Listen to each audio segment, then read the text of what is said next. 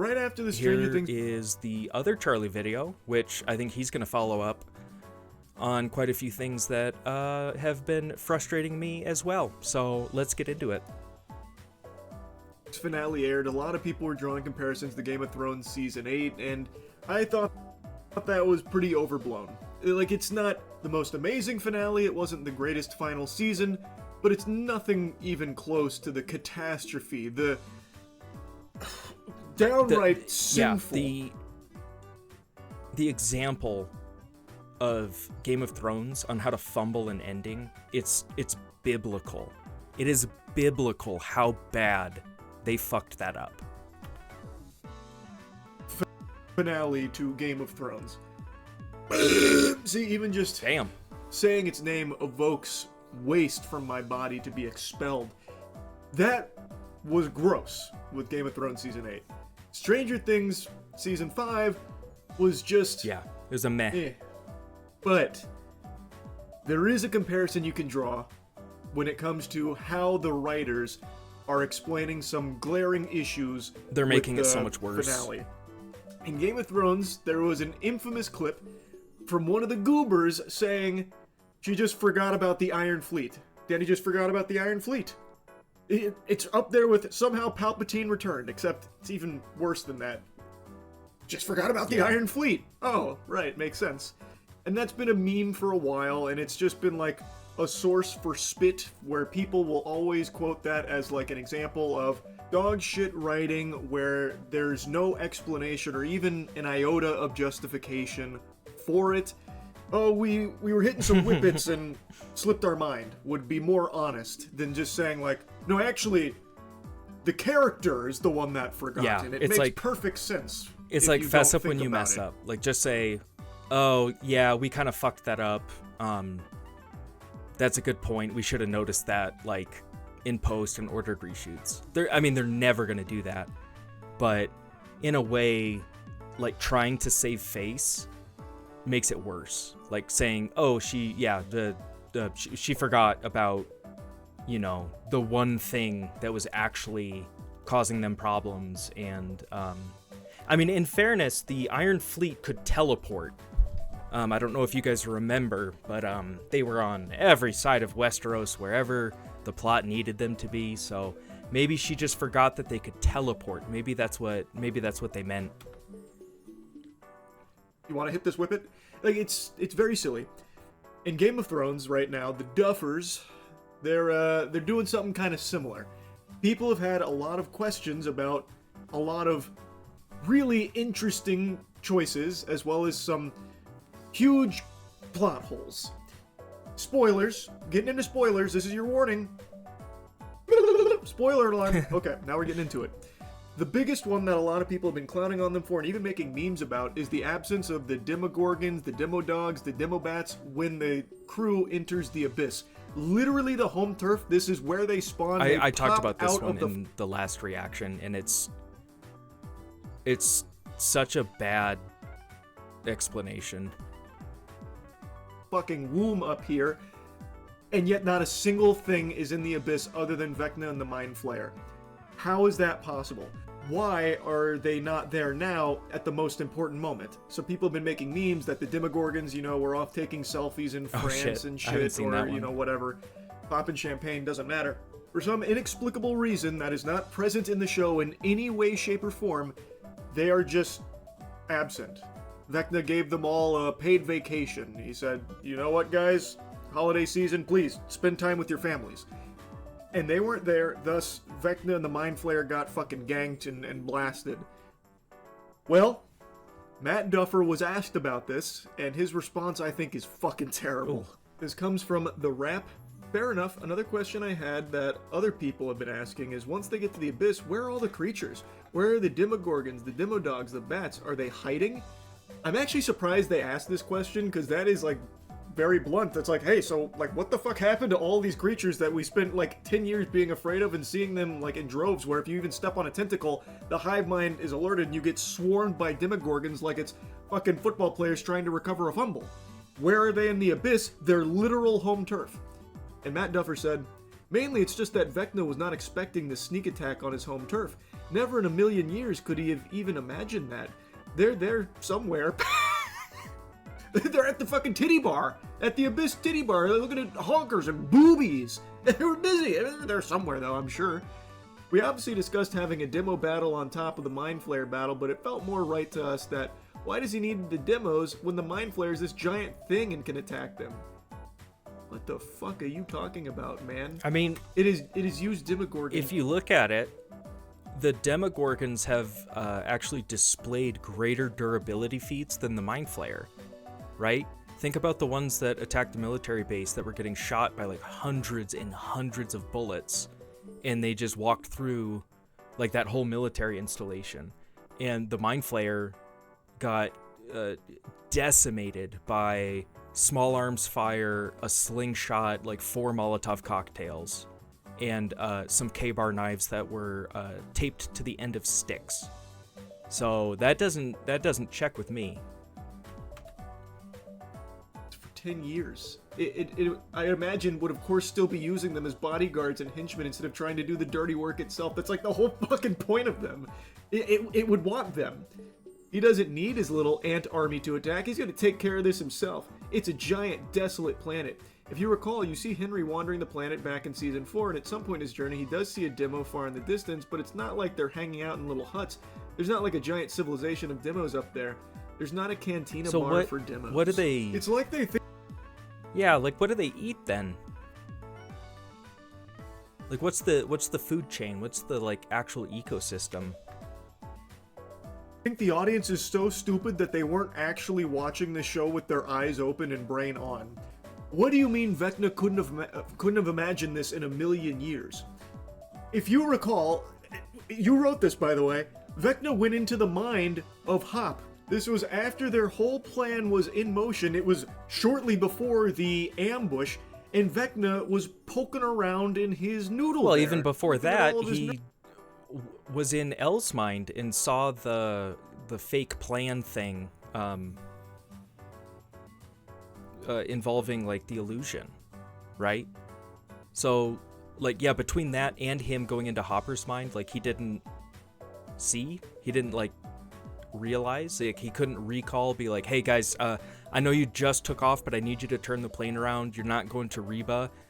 We need you back here. Like they're coming. Neurons and using his past against him to even convince him that he shot L and then panicked and yanked L out of the tube, out of the bath, which then took her out of Henry's mind. He saw in Hop's mind. He would have seen this plan, but even if he didn't see the plan in Hop's mind, he briefly entered L's mind when they were in the house. So he had two people's brains, both of which knew of this plan, and we had seen in the past Vecna, when he goes into someone's mind, he sees fucking everything. How would he have not seen this ambush? How would that have missed him? When this is the most like important plan they've ever concocted, and it is a fresh plan. This is like their most recent memory. This would be like the first thing you'd have to like push by in order to get to Hop's past with like his daughter. That's a great way to put it. How would he have missed the plan? You just think it was like useless? Like, oh, they're probably not doing that. It's a load of fucking particles. It's a load of particles. Like, this is something he would have seen. It's not even something he needs to imagine. He would have fucking seen it in their minds, especially Hops for how long he spent in there. That's yeah. Like I get that. Like where his touch with L, it was more of a touch and go, right? And he was so focused on where the hell are the kids? Where the hell are the kids? So like you can forgive that, right? But yeah, like I mean, if he's going into Hop's mind and he's looking all the way back to Sarah dying, like he had to push through a lot of shit to get there. And I mean, as far as we know, yeah, when he gets in, he's in, and he looks at all your the tiniest little details, the smallest secrets. It doesn't hold up to to scrutiny. Like once you actually kind of like peel back a layer and go, oh wait, no, he totally would have known that they were coming. So where are the Demogorgons? How did he miss that? But even setting that fact aside, let's say for some reason those memories were blocked off, they for some reason had Magneto's helmet on for a brief moment there in order to block out Vecna's ability to see that. Why would the Demogorgon still not have even shown up at any point? I feel like they would have had ample time to arrive. They're extremely fast, and we've seen that when you agitate the hive mind in any way, they get swarmed. Well, that's not true, because when they're exploring the Hawkins lab in the Upside Down, and they're just kind of casually walking through, and then they find, the melting and all that. They're like stepping on the vines. They're like touching stuff. They're like, it completely lost all of its aura. So I don't even think the hive mind exists. I think it's all bullshit. I think it's made up. Will didn't die because he was connected but not connected. He didn't get hurt by the Demogorgons that he Vecna cursed and like twisted up like a dish rag. He didn't die he didn't even feel those. He just got the nosebleed, did a superpower pose, and was just like, yeah, that's right, I'm that bitch. And yeah, he didn't feel the pain. So it's like, it's so inconsistent, like specifically in this last season. It is just so inconsistent with the rules that they have established over 4 seasons of the show. So no, the hive mind doesn't matter. It doesn't matter at all. Like, even them just passing through the gates, like how do they not sense that? Like the Demogorgons, the hive mind, like anything. Like it really doesn't make sense. Gorgons, they come at you hard and fast. And I imagine around the fucking Mind Flayer and Vecna, literally like the hub of the abyss, there would be some Demogorgon nearby. Yeah, in that's that Steve. Moment that that's Steve Matt Duffer over there. is He didn't help. where Henry saw a Demogorgon leaving. Well, to me, that indicates that there is a plentiful amount there. And since he controls them, like they are at his disposal, surely he would have thought to have them stationed nearby, even if not for defense, in order to more effectively send them out where he wants them to go. It's just pretty silly to say, like, it probably wouldn't use bodyguards or anything. The Demogorgon wouldn't be there. Mind Flayer wants to. Well, how many did we see? Himself like, we're just gonna assume that different stages show different ones. There was season 1. There was 1 Demogorgon. Season 4, there was the Demogorgon at the end, in the Russian prison. And then what we saw in season 5, 3 Demogorgons were killing all of the soldiers up top. 2 chased Lucas. So the 1 stayed behind, and then 3 more were chasing after Robin. So like less than a dozen, like confirmed. Am I missing anything in 2 and 3? I don't think so, because 2 is the Demo Dogs, and 3 was the jellyflesh monster. Pugilistic. Do it himself. Get right up in there and motorboat him to death. He wouldn't use anyone else. No pesky Demogorgons, Demobats, and Demodogs like he'd been doing for 10 years now prior. Not this time. But let's not harp too much on that, because there is one extremely huge plot hole that people have pointed out that I actually didn't even catch when I first finished watching it. And it is a huge plot hole that is I might not know pretty this. inexplicable, other than whoops-a-daisy or suck our dick. We said so. There's no like actual way of explaining it. And Collider did an interview with them and asked about this question, and their response is not very good. His response is basically, well, oh well. I saw this from a number of people talking about this online, and the staff also wanted to know. Will was connected to the hive mind, but didn't feel anything when Vecna was impaled and decapitated when the Mind Flayer was attacked. Why not? Matt Duffer responds, well, we aren't showing him when the Mind Flayer is being attacked. When he's getting decapitated, at that point, the Mind Flayer is dead, and so it, at that point, has severed the connection between him and Vecna. I swear to God, it's like they got hit by the Men in Black's neuralizer. What happened here? It's like they forgot their own show. I'll let him do it. Will is part of the hive mind. This was a crucial piece of lore, a crucial problem to be solved for this entire run of the show. All 10 years, this has been a big issue because he is connected to the hive mind. Thus, when you are hurting the hive mind, you're hurting Will. They even explicitly showed that in one of the earlier seasons where they're like burning tunnels, and Will's like, ah! Ah! Wah! Like he's feeling all that pain. And even right before like the Mind Flayer final battle, when Will is experiencing Henry's memories and Henry got shot in the hand, Will felt him get shot in the hand. It still hurt Will. He still experiences that pain because he's connected to the hive mind. And while they were burning the Mind Flayer alive, throwing the Molotov cocktails and stabbing its taint, Right in the gooch, right in man. its gooch with the spears that Dustin and Steve were using, all of that Will should have been experiencing as well, because he is still connected to the hive mind. And when pressed on it a bit further, and so you're saying it could be off camera, Matt Duffer says, when the Mind Flayer is getting attacked, we see how much in pain he is, obviously, even with Henry's memories, but we just wanted to focus on the final battle with our heroes. Exactly, so they are recognizing that he is still part of the hive mind, feeling all of this pain, but then he says, but we wanted to just focus on the final battle with Henry. So he's basically saying, yeah, we know, it's a problem. I imagine, like, the Redux cut of that fight, and it's just focused on Will, and he's screaming in pain for, like, 9 minutes and, like, 48 seconds straight, just screaming the whole time, and we hear, like, everybody being badasses, like, in the background fighting the Mind Flayer or something. Maybe you, like, cut to Joyce and him, like, in the foreground, and then, like, behind them you see, like, this kaiju like trying to climb up the cliff, and he's just shrieking at the top of his lungs. I actually think that, I think Matt Duffer just didn't explain well, because I didn't know that he said all that, but that is what I assumed. But I'll explain it better once Charlie's done. But fuck you. We just wanted to focus on that fight with Henry, which was a pretty underwhelming fight, by the way. It was a very anticlimactic, not an amazing showdown, unfortunately. And all of this happens in like 10 minutes. You build up a huge, big bad, two big bads for 10 years, and it's over in 10 minutes. It's very underwhelming. It's actually 9.75 minutes, so it's a little bit worse than what he's saying. But this is a huge glaring plot hole. Because the connection wasn't severed, Will would have also died with Vecna's death. Like, there's no getting around that. You can beat around the bush all you want, I'll but beat even your Matt bush, Duffer Charlie. You just wait.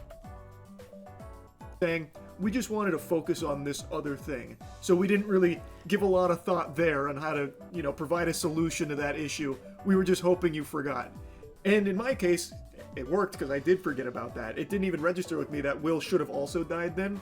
But when you stop to think about it, yeah, there is no reason why Will should still be alive after Vecna's death when he was still connected to the hive mind at that moment. And when directly asked about it, they said, well, we didn't show it happening.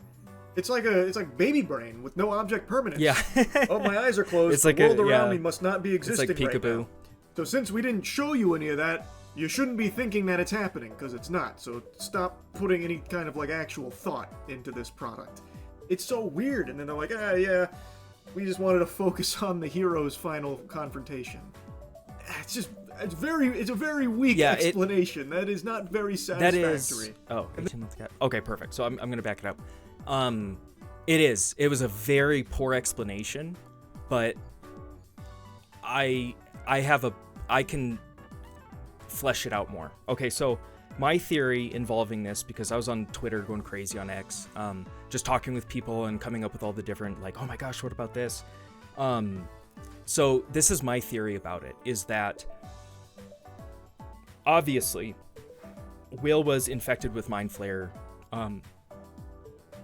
particles, right? So he had Mind Flayer particles put in him numerous times.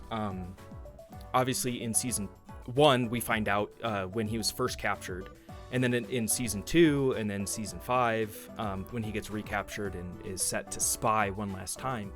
So that makes sense, right, where he's connected to the hive mind, but his connection with Henry is also special. So I believe that Henry used the neural link of the hive mind when he was connecting to Will. So the road, he basically directed traffic and created a road between them, like a path between them, but the actual current traveling along that path was the hive mind connection. So because it's very clearly shown, the heart stops beating, the Mind Flayer is dead, that we can assume. There's theories about it not actually being dead because the particles from the kids float up, they don't just fall to the ground. But So when the hive mind died, the connection between Will and Vecna was gone. Like, there was still the connection, like there was a line, but there was nothing powering that line, if that makes sense. That's the only thing that I could think of to try to justify that. Like people, X seemed to agree, like, oh yeah, maybe that's because it's really the only thing that makes sense, right? Is that the mind-to-mind connection was created by Henry, but powered by or enabled through the hive mind, the latent hive mind properties of the mind flare particles. So when the hive mind dies, the connection is no longer powered. Now that doesn't explain why Will didn't die when a giant tooth, when he was like impaled on that giant tooth like Saruman in the extended cut, right? Of I think that technically happens in 3. Right, because 2 ends with the sacking of Isengard. We don't need to talk about it. Anyway,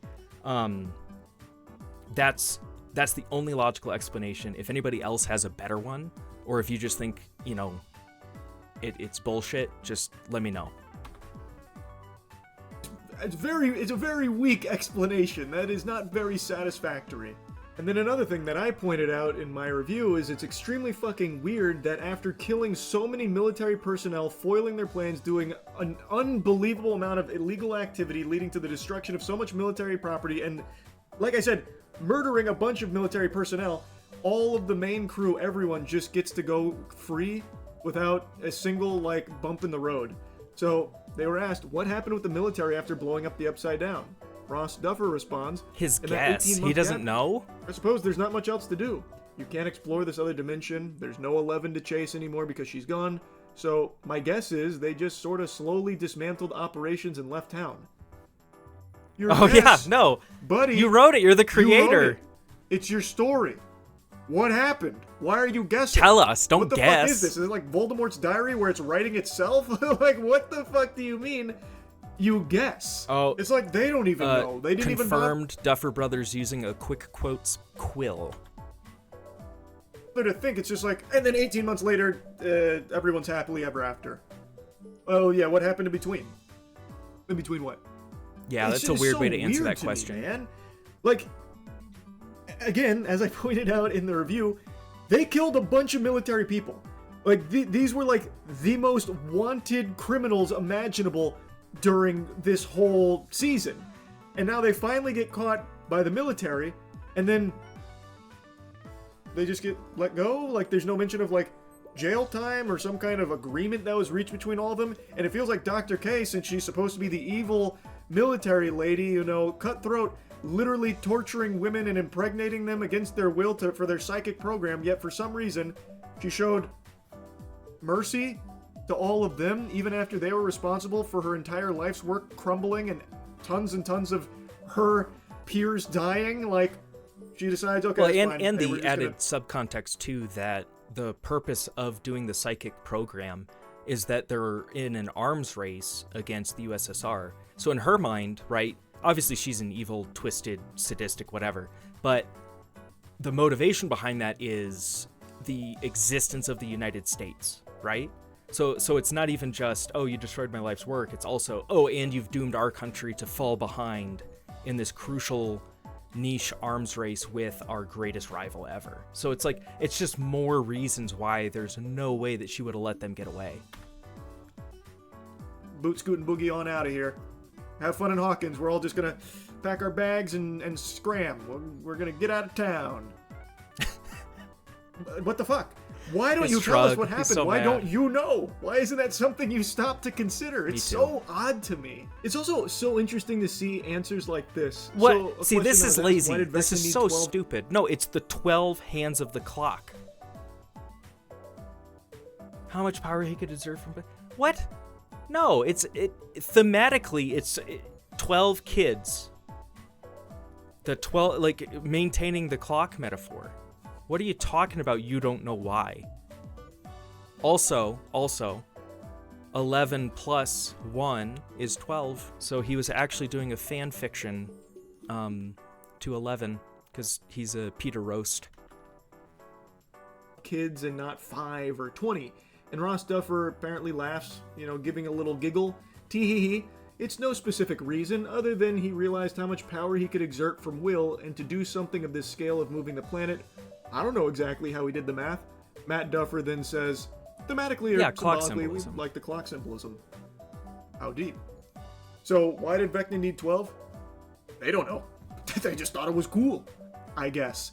Whereas fans have tirelessly worked on some really interesting, elaborate, thought-provoking theories on the significance of a lot of things, including needing 12 vessels. And then when you hear from the people that wrote it, it's like, yeah, ooh. You hear, well, so there was, I forget, was it, we were looking at planetary stuff and in the 80s, in 87, they still thought Pluto was a planet, so that's 9 planets, but then it's oh, wait, that's not enough, we need 12, maybe it's the 12 apostles, maybe, shoot. Oh, no, here's what it is, planets, 9 planets, and then the sun, because it's round, and then the abyss. Dimension X or whatever. That's 12, right? You add that up, that's 12. That makes a lot of sense. That's why. Not a whole lot of thought into that at all. It actually doesn't mean anything. It's just very deflating. If I was someone that got big into that is a perfect way to put it. It's just deflating. It's people are so excited, this fandom, and they're getting so into this with the fan theories and creating all these fun little rabbit trails that you can do what ifs in this theoretical world, and then just to have people maybe they're just tired, they just ended production, they went through the premiere, whatever. Well, I don't know exactly when all of these interviews took place, but it's it takes so much wind out of the sails of passionate fans when it just is, it's deflating. It's just oh yeah, I guess we didn't really come to an agreement on exactly what the symbolism was, so whatever you think the symbolism is, that's probably what it is. It's oh, it's when you try to show somebody a video that you like, or a song that you like, and they're just kind of eh. It's one of the worst fucking feelings in the world. You just feel so you feel so judged, and then you start questioning wait, they don't like this song, do I have bad taste? What am I'm the problem. I have to be the problem, right? And that's how this feels because I'd heard about the first one, and then I heard a little bit about the clock one, but just kind of seeing it laid out just in blanket, just flat text, it makes me a little bit more upset than I was before. So I'd be very disappointed hearing from them just saying things yeah, I don't know. The clocks are cool, I guess. They're pretty dope. I don't know, it's upsetting because fans have cooked up much better and interesting theories for a lot of things. That's usually the case, than the writers were able to do here. That's usually so the case. Odd. I mean, you're 10 years into this project. You want to move on to other things. You can only do or immerse yourself in something for so long, even if you're the creator, before you start losing passion for it. And that's why I like series more like Breaking Bad, where they come in, they have a plan. They're we need 5 seasons. We're going to tell this story. Things are going to change. Jesse Pinkman became a much bigger character. He was supposed to die off in the first season. But Aaron Paul did such a good job. He had chemistry with Bryan Cranston. So they were okay, we need to make tweaks and add different things. But there was a plan, right? There was the structure, and maybe the path weaved a little bit left and right as they made adjustments, but they still went from point A to point B. And Stranger Things, after season 1, I feel everybody was oh, Netflix is going to give them as many seasons as they want. And at that point, they should have just been we're doing 5 seasons. We're going to write all of them right now and just have a cohesive plan from start to finish. And then you're just overseeing production. It's not you're eat, sleep, breathing, for 6 to 9 months at a time through pre-production, the actual production and filming, and then post-production and eventually marketing, right? I just those responses, I wonder if they just kind of didn't care anymore. Maybe not didn't care, but like they didn't have like the fire or like the passion. Because I feel like they didn't write themselves into any corners. Yeah, I don't know. I'm curious to see what else they'll say. Obviously, we're still, we're only like 2 full days past the release, so it's like, I'm sure more info will come out, and especially once the NDAs are up, I'm interested to hear what the actors had to say about like what it was like on set. I didn't know this at the time of my review, but it looks like there's going to be a lot of Stranger Things spin-offs, which I didn't know was thought one confirmed. of those got canceled already. I'm not sure. Until today. And it is clear this is going to be milked out the wazoo. So I feel like a lot of decisions that might have been made for this season were made with the idea of trying to stretch it out past the finale in order to like leave little things that they can explore for spin-offs, and thus leading to a less fulfilling, less conclusive finale. Like where the hell did they get the Mind Flayer rock? That's one. Dr. K, when I saw that they were doing spin-offs, I was like, oh, that's probably why Dr. K, like nothing happened with her. There was no resolution whatsoever, is that they're just leaving things open so that they can kind of explore them or potentially explore them in different media. And I don't mind that as long as the story being told is complete. And I think the only thing that they did that really shot themselves in the foot with that was making Elle's ending ambiguous. I think it should have just been a clear cut from the start. Not from the start, but it should have been not open-ended, where you can have different interpretations of, did she die? Did she sacrifice herself? Or did she escape? Is she living in Iceland? Did Kali, Kali had to facilitate that regardless, so she's probably alive up until she gets sucked out into the void of nothing. Yeah, like I don't mind it being a big IP. It's very interesting. It's very compelling. I could definitely see how, you could do prequels, you could do sequels, or just not direct prequels or direct sequels, but just things taking place before or after. Kind of like Star Wars, right? You had the OT trilogy, then you had the prequel trilogy, then you had... Oh, no, wait, there were no sequels. Never mind. Get ready to be seeing a lot more Stranger Things, even though this was the finale, I guess. It really is just, the whole thing is very underwhelming. As I said in the review, it's disappointing. It was the weakest season in the entire franchise, for sure. You gotta think, too, like, we've only seen glimpses of the Russian program involving, like, the Upside Down and whatnot. So I wonder, like, did they accidentally kill a bunch of... Well, how did they connect to the Upside Down in Russia? If it's tied to Hawkins. Huh. Interesting. Maybe they created a separate Upside Down? Like, we don't know. They could have, or maybe, like, the British did, or some other secret program. Like, there's a lot of room to explore, is what I mean. And it doesn't bother me if they would go, and as long as they don't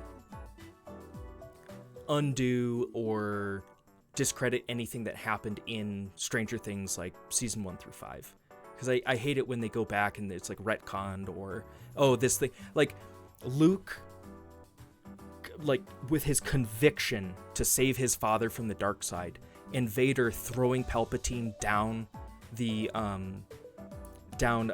off the railing, and the Palpatine dying, and then they're going, somehow Palpatine returned, and you're like, oh, cool, glad to know that none of that fucking mattered, right? Like the original trilogy may as well have not existed, because Palpatine's back, and he's got the mobile Death Star laser beams on his fleets, right? Like, it's so dumb, and it cheapened everything that came before it, right? As long as they don't do something like that, I don't care. About some of the decisions they made, where I thought I was being very charitable. I thought maybe there was things I missed, like maybe there was like deeper meanings behind things. Well, it turns out not really. A lot of it's just them just saying, I don't know, or I guess maybe this. Like, it's just, that sucks. It is very similar to like how Game of Thrones season 8 writers were about it. Like, just kind of forgot. Anyway, just wanted to yap about it a bit. That's it. Yeah, So, I mean, good breakdown. I do think that the Vecna will hive mind. I think that carries a lot of water. The theory, but I don't know. What do you guys think? Did you like it? Did you not like it? Kind of seeing what the creator said. Like, does that make you kind of at peace? Like, oh yeah, this probably wasn't going to be, this knock it out of the park finale, no matter what, just because maybe they're not keyed in anymore. Are you excited for spin-offs? Like, would you want to see like a Brenner prequel or something? Because apparently in the play, his dad was a scientist too, and like something happened, and that's why Brenner like became the scientist. Was like, what happened to my dad? Like, yeah, where did the Mind Flayer Stone come from? Where did it go? Right? Who else was exploring this? Are there other dimensions besides the Abyss? Is the Mind Flayer alive? Right? Because the particles went up. They didn't go down, and every time we've seen it, it's been that particle smoke monster. Even with when Henry first contacts it and it's telling him, find me, and it's just this amorphous cloud, spinning in the air. So, maybe the physical body died, like the flesh and bones body died, the kaiju, but are the particles alive somewhere recuperating? Yeah, there's a lot to explore. It's a very interesting universe. I would definitely be down to watch more. I don't think the ending was as bad as some people kind of the instant reaction was, but it wasn't great, but it wasn't terrible. So yeah, what do you guys think? I'd be very curious to know what your thoughts are. So I will end it here. I'll catch you on the next one. Thank you so much, and goodbye.